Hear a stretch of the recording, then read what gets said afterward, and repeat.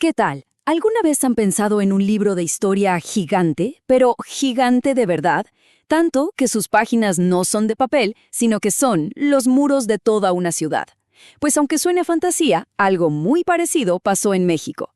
Hoy vamos a meternos de lleno en el muralismo, un movimiento artístico increíble que, literalmente, pintó la historia del país en las paredes para que todo el mundo la conociera. Parece una pregunta un poco loca, ¿no? ¿Cómo va a contar una historia una pared? Pues sí que pueden, y vaya que sí. Pero para entender cómo es que los muros se transformaron en estos lienzos gigantes, tenemos que hacer un viaje en el tiempo. Vámonos para atrás, a una época de muchísimos cambios, una revolución que transformó a México por completo y que fue la chispa que encendió este arte. A ver, para entender por qué de repente las paredes se llenaron de arte y de historias, tenemos que empezar no con los artistas, sino con la política. Suena raro, ¿verdad? Pero todo comienza con un presidente que estuvo en el poder un largo tiempo. Hablamos de Porfirio Díaz. Miren, este señor es Porfirio Díaz. Y cuando decimos que gobernó mucho tiempo, es en serio. Su gobierno, al que se le conoce como el Porfiriato, fue clave. Fue como la preparación del escenario para todo lo que iba a pasar después. Fue justo en esa época que nació la necesidad de contar una historia diferente de México. 31 años. A ver, pónganse a pensar, es muchísimo tiempo. Seguramente es más tiempo del que tienen de vida sus papás. Imaginen eso, nacer, crecer y que el presidente sea siempre la misma persona. Pues así mero era el México de aquel entonces. Durante esa larguísima época del Porfiriato, México era como un país con dos caras, totalmente opuestas. Por un lado, se veía súper moderno, llegaban los trenes, había avances, se veía progreso. Pero si dabas la vuelta, veías la otra cara de la moneda. Y es que toda esa modernidad tenía un precio muy alto. La gran mayoría de la gente era muy pobre, mientras que unos poquitos tenían toda la riqueza. Y claro, ¿qué pasa cuando hay tanta desigualdad? Pues que la gente se cansa. La paciencia tiene un límite, ¿no? El pueblo de México dijo, basta, ya fue suficiente. Decidieron que era el momento de un cambio, pero un cambio de verdad, uno grande. Y así, con esa idea, arranca la lucha por la justicia. Así comienza la Revolución Mexicana. Y en medio de todo este descontento, aparece una figura súper importante, Francisco Madero. Él fue quien se animó a levantar la voz contra el gobierno tan poderoso de Díaz. Hizo un llamado a todo el país, a toda la gente, para que se levantaran en armas y lucharan. Digamos que esa fue la pequeña chispa que prendió el fuego de la Revolución Mexicana. Obviamente, a Porfirio Díaz no le hizo ni poquita gracia la idea, para nada. ¿Y qué hizo? Mandó a Madero a la cárcel. Pero Madero era astuto. Logró escaparse y desde fuera de México escribió un documento famosísimo, el Plan de San Luis. Ahí ponía fecha y hora para empezar la lucha, el 20 de noviembre de 1910. Pero ojo, Madero no estaba solo en esto, ¿eh? Su llamado se escuchó por todo México. Allá en el norte se unió a la causa un líder muy famoso, Francisco Villa. Y en el sur, otro personaje clave, Emiliano Zapata, que luchaba por el lema de tierra y libertad para toda la gente del campo. Como ven, la revolución no fue de una sola persona, tenía muchísimos rostros. Bueno, pasaron años de lucha. Fue una época muy difícil, muy intensa. Pero al final, ¿quién creen que ganó? Pues los revolucionarios. Porfirio Díaz por fin dejó la presidencia en 1911. Y con eso, se abrió la oportunidad de empezar de cero, de construir un México diferente, un país que fuera más justo para toda su gente. Y uno se pregunta, ¿valió la pena tanto esfuerzo, tanta lucha? Claro que sí, totalmente.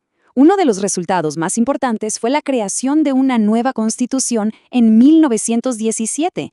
Y esta nueva ley, la más importante de todas, decía algo clave, que ningún presidente se podía reelegir, justo para que no volviera a pasar lo de tener a alguien en el poder por 31 años. Ok, aquí es donde la historia se pone súper interesante. Ya se había ganado la revolución, se estaba armando un nuevo país, pero había un problemón. La mayoría de la gente, pues no sabía leer ni escribir. Entonces, la pregunta era, ¿cómo le cuentas a todo el pueblo lo que había pasado? ¿Cómo les hablas de los héroes, de las batallas, de la victoria? Y la solución fue simplemente brillante, muy creativa. Pensaron, bueno, si la gente no puede leer la historia en los libros, pues que la vea. ¿Y dónde? En los muros, en las paredes de los edificios del gobierno, de las escuelas, en lugares donde todo el mundo pudiera verla. Así fue como nació la idea de crear este libro de historia gigantesco al aire libre. A este movimiento de arte tan increíble se le conoce como muralismo mexicano. Y es que no se trataba nada más de hacer dibujos bonitos para decorar las paredes, para nada. Este arte tenía una misión súper importante: enseñar, contarle a la gente su propia historia y sobre todo ayudar a que todos se sintieran parte de un nuevo México, con una identidad fuerte después de la Revolución. Y esto no fue cosa de un día. Este movimiento artístico tuvo su mero apogeo justo cuando la lucha armada terminó. Digamos que principalmente entre 1921 y 1955. Fueron décadas en las que hubo una explosión de arte en las calles. Los muros de todo el país se llenaron de colores y de un montón de historias. ¿Y qué pintaban en esos murales tan enormes? Pues la vida de la gente. Los temas principales eran la historia de México, el pueblo, los trabajadores, la lucha por tener un país más justo. No eran adornos, eran como los noticieros de la época, pero en pintura. Contaban desde la historia de los antiguos mexicanos hasta las hazañas de los héroes de la Revolución. Ahora, dentro de todo este movimiento, hubo 3 pintores que fueron, bueno, como las superestrellas del muralismo. Se les conoce hasta hoy como los 3 grandes. Ellos fueron los genios, los maestros que llevaron este arte de pintar en los muros a otro nivel. ¿Quieren saber quiénes son? Vamos a conocerlos. Aquí están Diego Rivera, José Clemente Orozco y David Alfaro Siqueiros. Los 3 creían en las ideas de la revolución, pero cada uno tenía su propio estilo, su propia manera de ver y de pintar las cosas. Eran muy diferentes entre sí. Vamos a echarle un ojo a qué le gustaba pintar a cada uno y cómo lo hacían. Empecemos con Diego Rivera. Imaginen que era como un cuentacuentos, pero con pinceles. Le encantaba, le fascinaba toda la historia indígena de México y la vida de la gente común, la del día a día. Ver sus murales es como abrir un libro de historia gigante. Están llenos de personajes y de detalles que te cuentan todo sobre México. Luego tenemos a José Clemente Orozco. Él era diferente. Su estilo era mucho más dramático, más intenso. No le daba miedo mostrar las partes difíciles de la historia, el sufrimiento, el dolor de la lucha. Sus pinturas son fuertes, a veces hasta un poco agresivas, y con ellas expresaba toda la pasión y lo complicado que fue ese periodo para México. Y por último, pero no menos importante, está David Alfaro Siqueiros.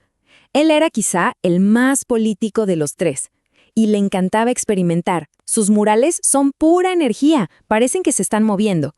Le interesaba mucho hablar de los problemas sociales, pero también de la tecnología, del futuro. Sus obras son súper fuertes, súper dinámicas, casi como si se fueran a salir de la pared.